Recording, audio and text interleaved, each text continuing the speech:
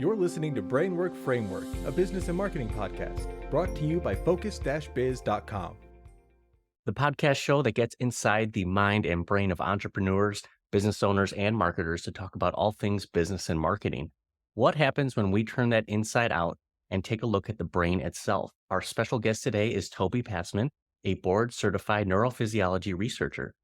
He is a neurophysiologist at Neuroflex, and they apply cutting-edge neuroscience to help executives and entrepreneurs optimize their productivity and minimize distraction. We're going to talk about functioning of the brain to help you reach your peak potential, as well as neurofeedback, brain mapping, neuroplasticity, brain healthy nutrition, and nootropics. Toby, thanks so much for being here. How are you? Chris, I'm good. You nailed all those words, so you're already off to a good start. That's fantastic. I love it. So Toby, tell me a bit about your history, your work experience, your life experience that brought you into what you're doing today. Definitely. So I growing up, definitely experienced some mental health issues amongst family members that really just made me realize just the importance or how devastating certain mental health issues when left running amok that can really cause quite a lot of devastation. I had a family member take their own life due to depression and alcoholism at a young age. So from an early point, I always knew the importance of mental health treatment and also being aware that a lot of the commonly used methodologies to treat mental health disorders, such as talk therapy and SSRI antidepressants, definitely help some people, but there are quite a lot of people that just do not find that it really gets to the root of the issue. So really, I set out on a quest for the past decade or so of really trying to understand what is going on in the brain on a biological level that is driving people's mental health issues, that's driving their ability to perform at peak levels, because it's all the biology of our brain. We can measure that based on the chemicals along with electricity. So there's the neurochemicals, the different dopamine, serotonin, those different neurotransmitters everyone knows about. And then a little lesser talked about is the brain waves. But the brain waves are really the biological drivers that create all of our thoughts, emotions, behaviors, and cognitive abilities. So I started working at a research lab back in college where we were actually analyzing and measuring people's brain waves.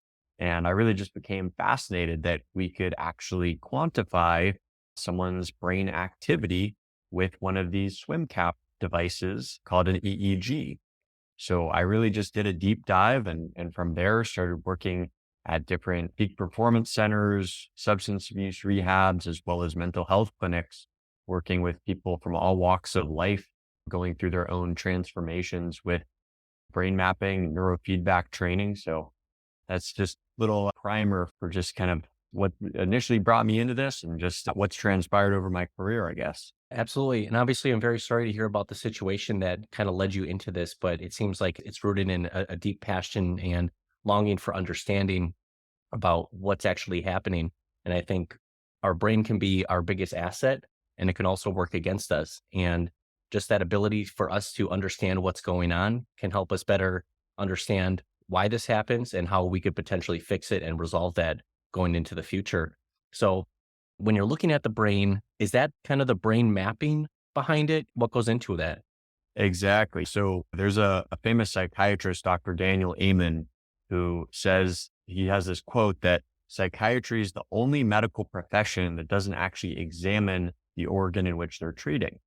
Think about that for a sec. If you have an issue with your heart, you're going to go to a cardiologist, they're going to do an EKG where they slap on electrodes and they're measuring your heart rhythms.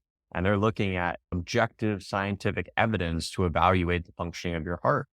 Whereas psychiatry is still operating based on these very outdated notions of people coming in, reporting the symptoms they're experiencing, being given a diagnosis, and then thrown the medication. The key for me is everyone has a very unique neurophysiology, and how each person's brain is operating really drives their ability to either be happy, healthy, and wealthy, or if they experience issues. Those issues are rooted in brain chemistry, and the brain mapping, as you alluded to, we can actually evaluate multiple areas of the brain to see if someone's brainwave activity is either too low too high, or in the optimal range.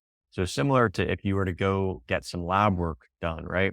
And they're going to measure your vitamins, your hormones, all the different important lab measures. So you could either have a deficiency that's going to cause issues, right? If you don't have enough of whatever hormone or vitamin, you could also have a toxicity in the case if you were, say, taking a lot of extra vitamin B12 or something, you could build up to a toxic level. So you could have too low levels, you could have too high levels. And then there's also the quote unquote normative range. I don't know how much you go into like functional medicine, but everyone talks a lot about there being a normal range. But I'm guessing a lot of your audience, these entrepreneurs and business people, no one necessarily wants to be normal, right? We want to optimize, we want to be peak performers. So the same deal with labs, there's going to be a normative range, but then also the optimal range within that. So that's what we're basically able to assess with the brain map is, does someone's brainwave activity fall within the normative range? And also, does it fall within the optimal range? And if not, then I put together a plan utilizing other technologies like neurofeedback or infrared light therapy, which we can get into later if you want. But these technologies that basically help rewire the brain, it helps increase levels or decrease levels of certain brain waves to basically help the brain communicate better and run more efficiently on a biological level. That is absolutely fascinating. Now, when we're trying to optimize our brain, as you mentioned, a lot of it is the nutrition, the chemicals and the vitamins that you're providing as the fuel for your brain. Are there exercises that can be done? How can someone on their own kind of dip their toes into improving their brain function by themselves first? And then once they hit that part, come to Neuroflex to even Right. take it to that next level. Right. And the thing is, a lot of the laying the foundation for good brain health is either free or at least very inexpensive. I'm talking about things like just like getting sufficient sunlight exposure in the morning. And I'm blessed to be living in South Florida right now. I grew up in Oregon, so I never had this luxury most of the year. But nowadays I wake up, get my morning sunlight. That is amazing for just increasing the production of serotonin, a really important neurotransmitter for our mood, as well as dopamine, which plays a big role in our reward motivation, as well as pleasure and reward seeking behavior. So that's a great initial way just to start the day. But then eating a low inflammatory diet, something that's usually high in good, healthy fats. For a long time, fat has been demonized as the enemy, even though in reality, there's good fats and there's bad fats. And the brain actually runs really well on a diet high in good, healthy fats because the brain actually is composed about 65 to 70% of fat. So feeding the brain things like coconut oil, avocados, coconut milk, all of these healthy fats, eggs, all these things are really brain foods. So laying down the nutrition, getting your sunlight, I would say also just sleep is so important just for building the foundations of good brain health. So things like not eating close to bed, wearing your blue blocking glasses, or at least having night mode turned on your phone or computer, because whenever blue light hits our eyes, blue light from the device, it blocks our production of melatonin, even for several hours after just a few seconds of blue light exposure. Meaning, if you're on your tablet 7 p.m., 8 p.m. in the evening, you could actually be tanking your melatonin levels hours into the night. So things such as that, just to lay the foundations for good brain health. And then, of course, adding in exercise. Exercise is great for the brain and the body, but there's different types of exercise that has been found to be particularly beneficial for increasing levels of what's called brain-derived neurotrophic factor, or BDNF.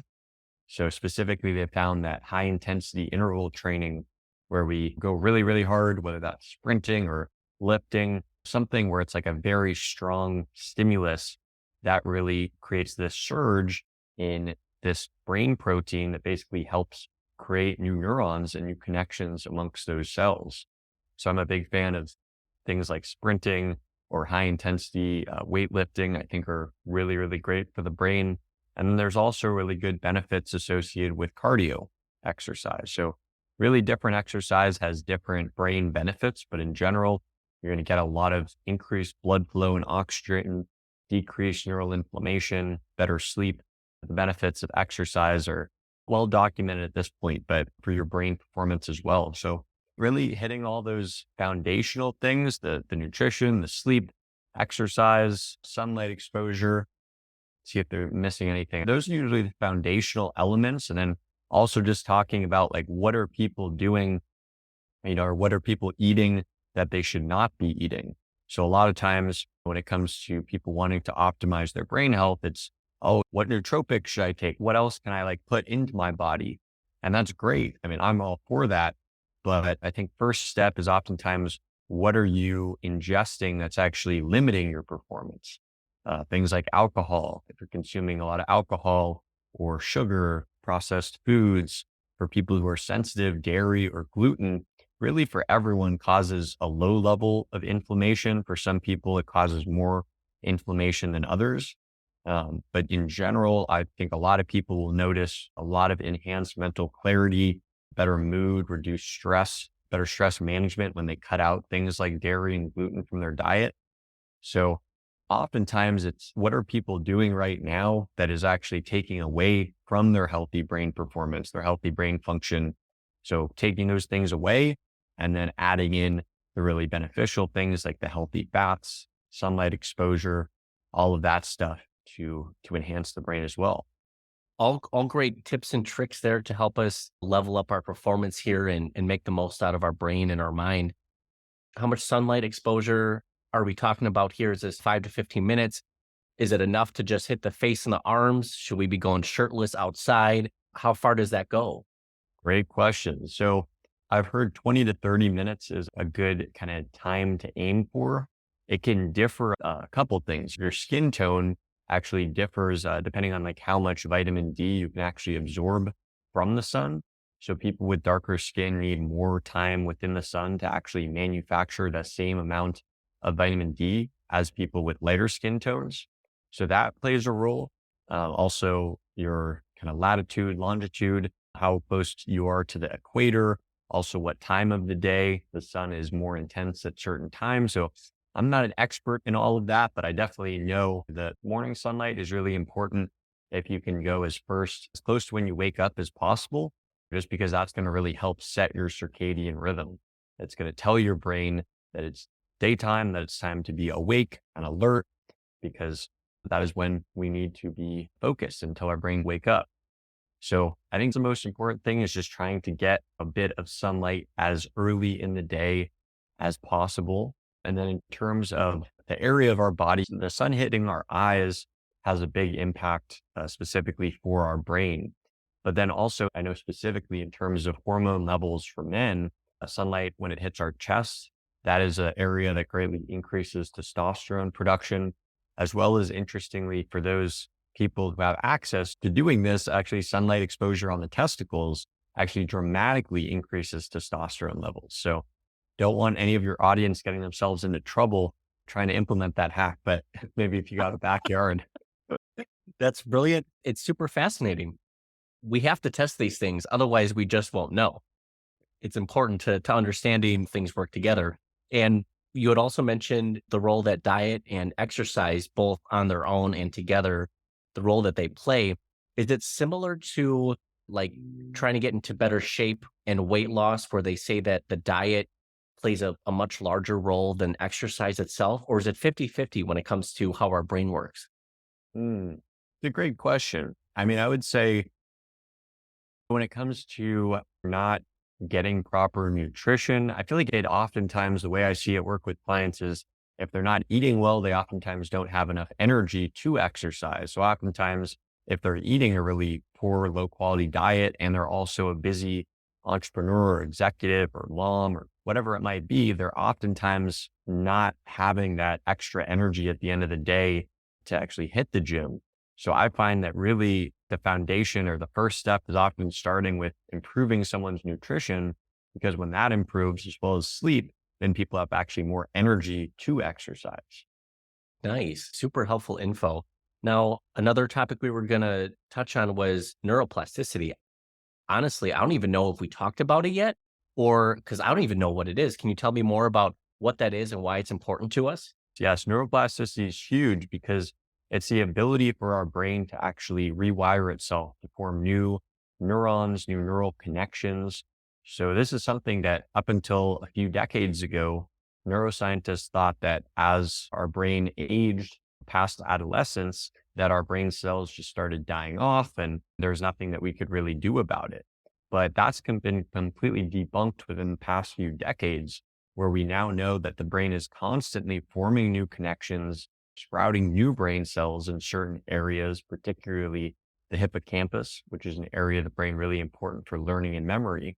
So neuroplasticity is really the foundation for everything that I do, because if it weren't for neuroplasticity, I would just scan someone's brain and say, well, this is what it is. You're stuck with the brain you've got. If you have anxiety, depression, well, it sucks. You're going to always have to struggle with that. So really neuroplasticity is really telling people that you are really in control of your own destiny, in a sense of our genes do definitely affect things a lot.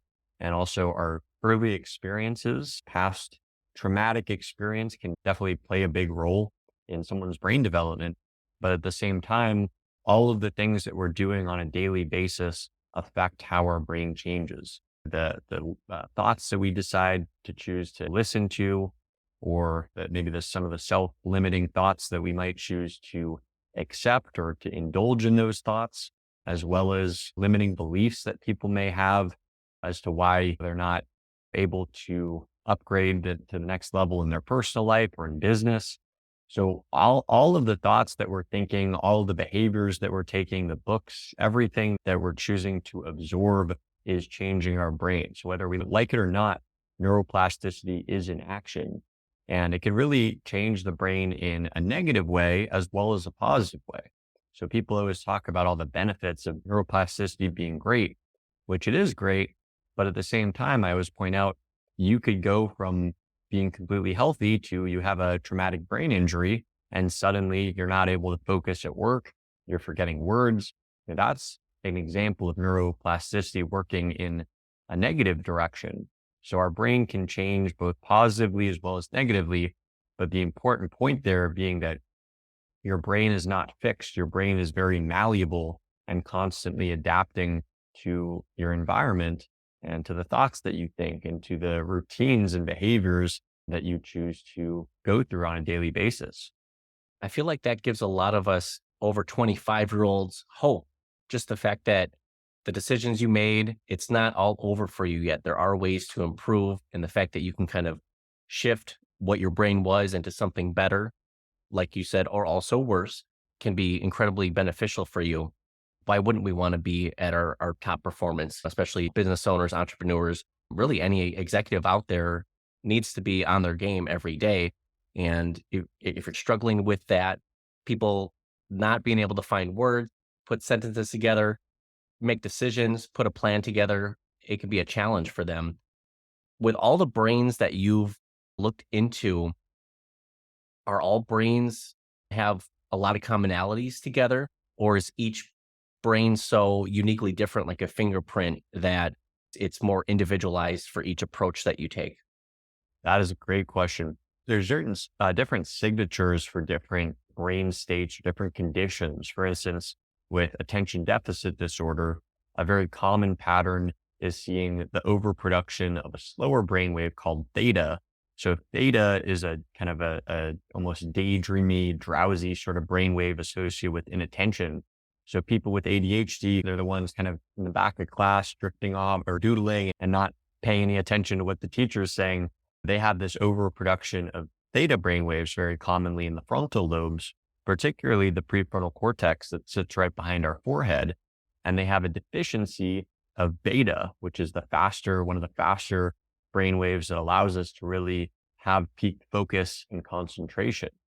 So that's a very common signature of ADHD, but at the same time, there's many different subtypes. So for certain people, the issues could actually lie more so in the temporal lobes that sit right above and behind the ears. For other people, their ADHD may be linked more to parietal lobe issues towards the back of the brain. So that's why, again, two people reporting pretty much the same symptoms could have issues with very different areas of their brain, which is going to then cause the appropriate treatment to actually be very different. And just another perfect illustration of why it's so important to start with a brain scan so that you actually know which areas of someone's brain needs to be trained. All of us are going to have different kind of brainwave signatures, and what might work well for one person, for instance, that individual with ADHD, they might do really well increasing their levels of beta waves in the frontal lobes if they're deficient. Whereas oftentimes people with anxiety or PTSD or who struggle with insomnia, they often have an overproduction of a specific type of beta brainwave. So for them, actually that same protocol that we might use for someone with ADHD, that could potentially actually make someone else's symptoms worse. So really it's all about measuring to know what someone needs and then actually being able to cater the protocol directly to each person's brain, because it's always going to be a lot different. Wow, that's super fascinating. Just the evolution of medical field science as time goes on. We're kind of working with the best information that we have at the time. And as years go on, we learn a bit more, and a lot of those best practices become debunked that were put in place. Is there anything in your field right now that you feel touted as science in the next decade or two will actually become debunked or shift the way that they look at that, treat it? I really do think that just the commonly prescribed psychiatric medications that have been in play for so long, I think society's drifting away from that. People are waking up to all of the really harmful side effects and the dependency that often is caused by these medications. And people are looking for alternatives. People are really shifting a lot towards meditation and yoga. A lot of people know the benefits of that, both for their own mental health, but also employers such as Google and Facebook. They even have dedicated meditation pods because they know that's going to improve people's morale as well as their productivity to practice meditation. So I think we're seeing those changes. And then obviously my space with neurofeedback and brain mapping, that whole sphere. And then I'd also say psychedelics. People are realizing that they can use these sometimes natural, sometimes synthetic compounds, but that need to only be taken one time or a few times rather than someone having to medicate every single day with traditional psychiatric medication. So I think people have gotten fed up with how psychiatry and how mental health has been treated for so long. And people are waking up to the fact that there's all of these alternative modalities. I hate to even say the word alternative because in reality, that in my opinion, these should be accepted as the mainstream, right? I mean, neurofeedback is a technology that has decades of research. People going back since the 1970s, neurofeedback's been successfully used for conditions ranging from ADHD to PTSD to insomnia, traumatic brain injury. But most people, I'm guessing prior to recording this, had you ever heard about brain mapping or neurofeedback? No. Exactly. So that proves my point exactly, that most people, that's the problem, is that these technologies have been out there, right? Isn't it crazy that this is something that's been studied for the past 50 years successfully, that we can utilize it for all these different conditions as well as to enhance peak performance? The military uses neurofeedback. There's professional sports teams. Tony Robbins, I just posted about that. Tony Robbins credits neurofeedback to helping improving his multitasking ability. Tom Brady has used it. The NFL quarterback Kirk Cousins recently got featured in this Netflix documentary talking about he's been doing neurofeedback for the past 10 years. So there's all of these people that are starting to speak up more about the beneficial effects they've experienced with neurofeedback. And I'm aiming to help bring these technologies more to the mainstream. But I think to answer your question, and I think people are starting to wake up to the problems and inefficacies of these commonly prescribed medications and talk therapy. Not to say anything's wrong with speaking to a therapist, but oftentimes they say 95% of our thought is unconscious. And therapy, when we're talking to someone, is really only working on the brain on a conscious level. So things like psychedelics or also work on the unconscious, since neurofeedback provides real-time feedback of someone's brainwave activity within 100 milliseconds. So that's actually quicker than our conscious mind can even process information. So it's very much kind of going to the very deep biological root of these different issues. So yeah, I think people are definitely waking up to the realities of the situation and looking for better and more effective options for their issues. It's a very exciting time for people to be a bit more open-minded, no pun intended, to these quote unquote alternatives where people are just thinking, okay, maybe there's something better out there. Maybe we don't have the full understanding. And I think a lot of people are realizing that a lot of the pharmaceuticals that are out there mainly treat the underlying symptom and not that problem itself. What caused it and how do we make that better? So for us to be more open to that has to allow us to bring in more alternatives and try something new. If we're seeing great advancements with different types of treatments, different types of understanding the tests that we're doing, and then in addition, some of these taboo items like psychedelics that were on the government's most wanted hit list, they're like, you can't have any of that stuff. And then we start to look at maybe I do want a little part of that. Like that all sounds super fascinating. And for us to unlock that, it's unlimited growth from there. I agree. And it's something that I feel like already in business and creative entrepreneurs and innovators have already been utilizing psychedelics. Like Steve Jobs is really famous for, saying that his LSD experiences were some of the most impactful experiences of his life.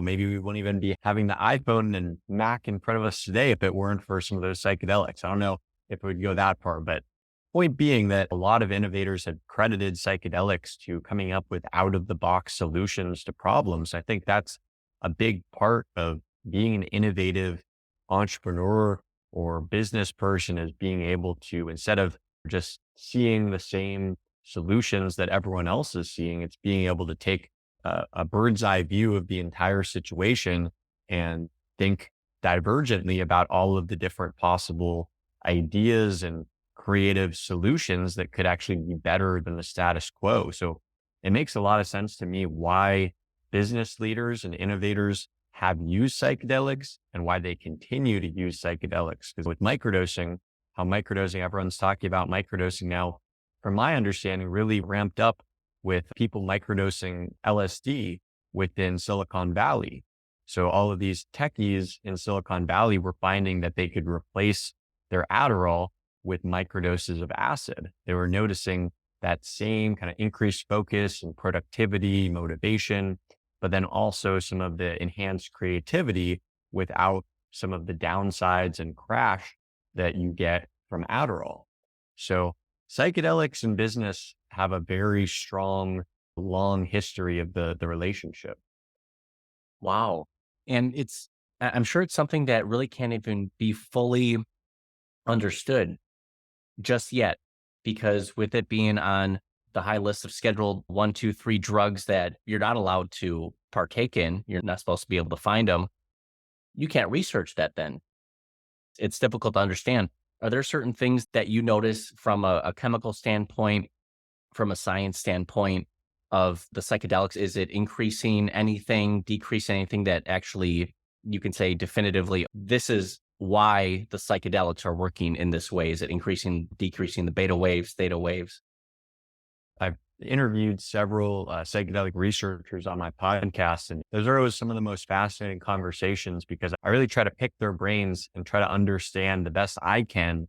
But these are very complex chemicals that oftentimes we're still trying to understand, or these researchers are still trying to understand the full mechanism of how they're actually resulting in these consciousness altering effects, when a basic question of what even produces consciousness is something that neuroscientists don't even agree upon. We're still trying to find out that underlying issue. So there are some mechanisms we know that psychedelics work primarily, like classic psychedelics such as LSD, psilocybin, DMT, all of these, ayahuasca, they all work on their serotonin, what's called the 5-HT2A receptor. So it's a specific type of serotonin receptor. We know that serotonin has a great influence over our mood as well as appetite. There's a lot of serotonin receptors within our gut as well as within the immune system. So serotonin is a very complex chemical, and we know that psychedelics alter the functionality of those receptors that accept those chemicals. So there's a lot of confusion out there as far as what psychedelics, if they're specifically increasing or decreasing the production of certain brain chemicals. It's more so they're altering how our brains are connecting with each other, how different pathways are connecting. And really, in a large part, psychedelics increase neuroplasticity, the brain's ability to form those new neural connections, those new pathways. So really by enhancing the brain's ability for different networks to communicate. I don't know if you've seen, there's a great side-by-side picture that we could put in the show notes where it's someone's baseline brain scan. It wasn't utilizing the type of brain maps that I do, but a similar type of brain scan where they show someone's brain connectivity at baseline. And it's just pretty normal. There's a few lines showing the connections. And then right next to it, there's someone's brain connectivity on psilocybin. And there's lines going every which direction, basically to illustrate the point that psychedelics such as psilocybin are greatly increasing neural connectivity between different areas of the brain that are normally not communicating. So what comes up on the brain waves is oftentimes very different. I've measured, just kind of not necessarily for research, but just for fun with some friends to see what's happened. I've measured the effects of a variety of different substances, such as MDMA, psilocybin, what else, ketamine, all of these things, and observed a lot of different effects. So I don't think the brainwaves are necessarily the best predictors or best way to understand the effects of psychedelics. I would say that it's mainly causing these new neural connections to sprout up, causing the brain to connect in different ways. And then also there's certain networks in the brain that psychedelics alter, such as the default mode network, which basically forms our sense of self. So that's like the stories that we tell ourselves, the repetitive thoughts that we're thinking on a daily basis, like, what is this person thinking of me? That's what that network in the brain is really responsible for. And psychedelics really quiet down that network. They basically decrease blood flow to the default mode network, which often results in people feeling this greater connectivity to people around them, to the nature and to the world around them, because it's that kind of judgmental self that's sort of falling away, and people are experiencing this more like pure connection or pure consciousness rather than the kind of ego that we think of. Not to say the ego is bad. The ego drives us to wake up each day and provide for our families and to build cities and do amazing things in business. So I'm not against the ego in any way, but psychedelics definitely quiet that network in the brain down.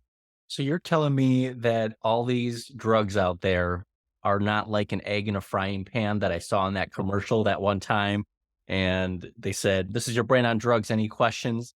And I didn't have any questions at that time, but after hearing about the benefits, I have a lot more questions. I want to learn more. Like, this is absolutely fascinating. What I would say about like psychedelics, it's almost the opposite of that egg in the frying pan. Like almost like you can actually help your brain grow new neurons and new connections through the intentional use of psychedelic compounds.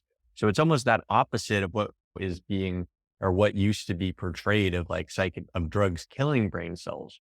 Now, there are good drugs and there are bad drugs. I worked at a substance abuse rehab clinic for a couple of years, learning a lot of this neurotherapy stuff that I currently do now, and definitely saw the devastating effects of things like meth and heroin and cocaine. Drugs of abuse, they tend to all work on the dopamine system within the brain. So really anything that we can get addicted to is acting on dopamine. So whether that's sex, whether that's food, gambling, alcohol, drugs, all of these things are causing a flood of dopamine within the brain. And dopamine is that neurotransmitter associated with the reward and pleasure and craving. The more that our brain is constantly trying to get more and more hits of dopamine. So that's why people can get kind of stuck down these rabbit holes of addiction and oftentimes end up addicted to multiple different things. People are addicted to their phones. They're addicted to social media. They're addicted to a lot of different things. Whereas these other psychedelic drugs, some of them work on dopamine a little bit, but a lot of these compounds are more so working on serotonin or some other atypical psychedelics such as ketamine, which is really commonly being used now. We're seeing like ketamine therapy clinics pop up all over the country because ketamine is the only completely legal psychedelic, at least within the United States right now. So ketamine works on a different neurotransmitter system called glutamate. But really, when it comes to understanding the effects of drugs or just different behavior in general, things that are going to greatly increase dopamine within the brain are generally going to lead to dependence and addiction. When we can target other neurotransmitters with other drugs, like you can't name one drug or one behavior that people get addicted to that's not directly jacking up their dopamine levels. That's how people get sucked into all of the bad habits, bad behaviors. It's all of them, their brains getting hijacked by dopamine. There's complexity to it. There's definitely good drugs and there's bad drugs, but to think that just putting any sort of chemical within our brain is necessarily bad, I think is definitely an outdated notion. Oh, absolutely. Now, when it comes to kind of the traditional work style, the work schedule, 9 to 5, 5 days a week, I'm sure there's executives out there, leaders who are putting in a lot more hours, maybe 10 to 12 hours per day. Is there any benefit? Is this the way that we should be working our brains, or should we be working in smaller spurts of productivity versus when you kind of get into the zone and you're just super focused for 6 hours? Should you keep going or should you give yourself a break? Are there ways to optimize our workday using our brain? So this goes a lot into talking about flow states. So I'm not sure if you're familiar with like the work of Stephen Kotler. He's a neuroscientist and psychologist, I believe. He's a researcher, and he wrote an amazing book that I highly recommend everyone go check out. It's honestly one of my favorite books. It's called The Rise of Superman. And it's all about extreme sports athletes and them getting into flow states. So he didn't invent the notion of flow. That was a Russian psychologist back in the 1970s, I believe. But Stephen Kotler reintroduced the concept of flow to modern society in a lot of ways by studying the extreme sports athletes who basically, if you're a big wave surfer and you're not completely immersed in the present moment, if you're thinking about what you're going to have for lunch after you finish surfing, or the girl that didn't call you back, you could be dead, right? Like the difference between entering into a flow state, which is where we're completely immersed in the activity that we're doing, versus our typical kind of mental chatter, mind thinking about 10 different things at once. There's a big difference there. So it's not just extreme sports athletes that enter into flow. There's actually since been a lot of research as far as with flow states and creativity, as well as productivity within the workforce. And they found that basically entering into flow states can accelerate and increase creativity by between 500 to 700%. And there's similar huge increases in productivity. And a lot of people report this, right? Where it's like they talk about how within a couple hours, they get 90% of their work done. And then the rest of the time, they're just like thinking about what they have to do and like distracting themselves by doing easy tasks when they really know what they really need to be doing. So I think priming our brains to enter into these flow states where we can become hyper productive in short periods of time is really a way to take advantage or to build upon how the brain really is able to work most efficiently. I think that's where we started seeing like the 4-hour work week, Tim Ferriss talking all about kind of breaking that traditional notion of a 9 to 5 down and talking about kind of leveraging flow states in a lot of ways to get work done in a much shorter period of time. So I think for entrepreneurs who are able to really set their own schedules, it's really trying to find out how and when you typically access flow states. So like for a lot of people, time of day has a big impact. So for a lot of people, like writers report being the most creative and really getting into the zone, either really late at night or really early in the morning. For whatever reason, and it has to do with brainwave patterns, that seems to be when some people are very highly creative. Other times when people are maybe more productive, able to do more tasks that are more logical and more repetitive. For instance, like sending 50 emails that you have to send. You don't really necessarily have to think of creative solutions to these emails. It's more just that repetition, drinking a cup of coffee or a couple cups of coffee that's going to speed you up, and that's going to help really accelerate and drive you to do all of those tasks. Whereas that same caffeine, that might not necessarily help with coming up with out of the box solutions and more creative things.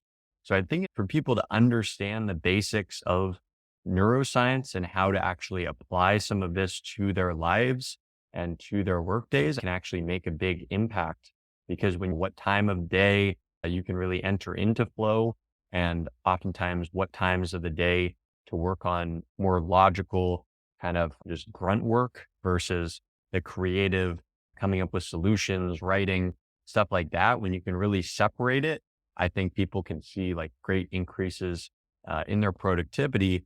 And then also like priming our brain for a flow state. So there's certain things we can do. Exercise can really prime the brain to enter into a flow state, as well as caffeine, they've shown, as well as, interestingly enough, THC has shown some effects related to enhancing flow states. So there's some different kind of substances that people can use for different types of work. And there's different ways to kind of prime our brain to enter into a flow state. But what I would say is that when you enter into flow, you're able to be greatly more creative and more productive than in your typical state. So if you can figure out how to leverage those states, I think you can get the same amount of work done in a day before noon. If you can enter into that flow state in the morning, you can get your whole day's worth of work done before noon. That's exactly what everybody is hoping for. How do I do more with less time and stop going uphill? I want to just take the path of least resistance. How do I kind of prime myself to have a more productive day, a more productive work section? And like you said, there's a difference between the creative tasks and the logical tasks. One taking a little less brain power. The other one, you need to kind of prime yourself to get into it and be ready for. Super fascinating stuff. When you're working with your clients, is this all in person? Can you help them virtually? Do you help across the US, or is this specific to Florida? No, so that's what's really exciting. So I previously was mainly in person working with clients in the office in Fort Lauderdale or Miami. But what's amazing is now there's actually a software company I partnered up with, so I can directly ship people the devices that allows them to record a brain scan on themselves, as well as to actually do the neurofeedback training. So instead of me needing to actually be there, slapping the electrodes on and hooking themselves up, as with a lot of things, there's an app for it now. So people can actually do neurofeedback from the comfort of their own home or the office, on work trips. An issue that I was running into, since my clientele is typically a lot of executives and entrepreneurs who are very busy and constantly traveling for work or for pleasure. And these people I couldn't get them in for enough sessions. They're always on the go and busy. So I found that being able to actually have them have and own one of these devices and being able to fit it in about the size of like a headphone case. So being able to bring that to the office, so you can do your brain training on your lunch break, or to bring it in your suitcase, so you can do it when you're on a work trip, I think is super convenient for people. It's not necessarily the same comprehensive experience that you'd be getting if you work with me in person, but for a lot of different people, especially people who they might not be any neurofeedback practitioners where they live. As I've kind of grown my audience, I've started to get people reach out from places like Barbados, where, from my understanding, talking to a couple people there's really no neurofeedback options available. So with what I'm able to do now of really being able to go nationwide, if not really worldwide, we can really get these technologies into the hands of more people who can really benefit from them, who, as going back to the point earlier, who don't even know that they exist. Absolutely. And how long is the analysis period? Are you looking just for the working hours? Are you looking for the leisure time? Is this an all-day thing while they're sleeping as well? So with brain mapping, so let me just kind of differentiate or delineate a couple different things. So there's the brain mapping, which measures what someone's brain is doing, right? That's usually how people start when we start working together. They record a brain map on themselves, and then we set up a time. I review their data. We look at the different brain waves, whether they have low levels, high levels, whether they're in that normative range or optimal range, looking at how different networks in the brain are communicating, the left and right hemispheric balance, all of that stuff. But then after someone's recorded a brain map, then they have some goal. They're looking to optimize their productivity or to minimize distraction or to handle high pressure, high stress situations better. So at that point, I put them on a personalized neurofeedback protocol.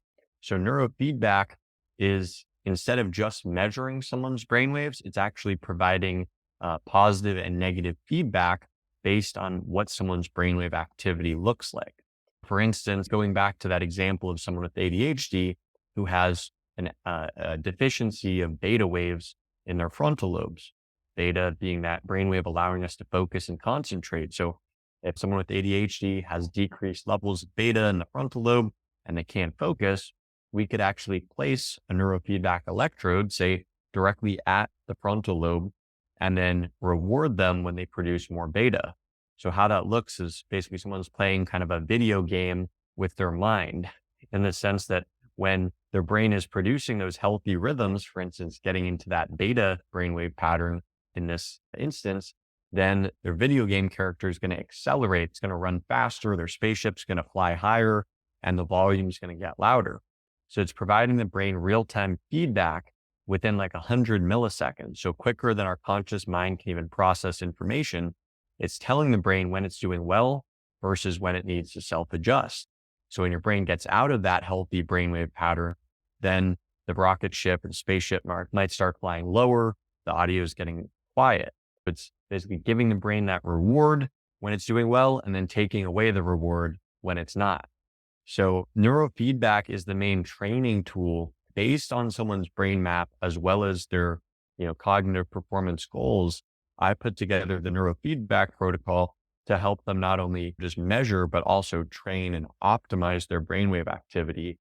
And then the brain map is basically used every so often as a tool to track progress. I know all the business people, they love the data, having a data-driven process, right?